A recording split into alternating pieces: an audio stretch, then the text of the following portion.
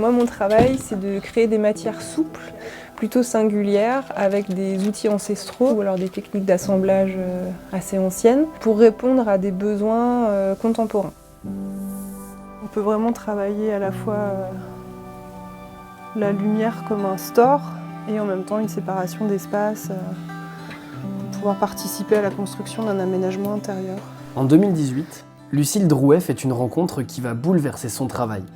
En confectionnant des tabliers pour un restaurant rennais, elle se penche sur le liège et l'intègre à ses créations. Aujourd'hui, vraiment, la majorité de mes pièces, elles sont en liège. Alors le liège, ça a été une rencontre. La première chose, je pense que ça a été le toucher. Il y a vraiment une main qui est très très douce en fait de cette matière.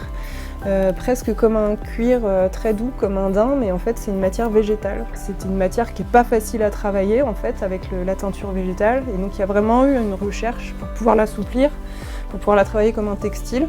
Et vraiment ça a été des détours pour pouvoir contourner les propriétés techniques et en même temps la comprendre. Lucille puise son inspiration dans la nature et dans ces fameux chênes lièges que l'on trouve principalement en Méditerranée. Il n'est pas nécessaire de tailler l'arbre pour prélever le liège inerte. Son écorce se reforme naturellement au bout de quelques années. Le liège est également un excellent isolant. Il absorbe le carbone, résiste à l'eau et au feu.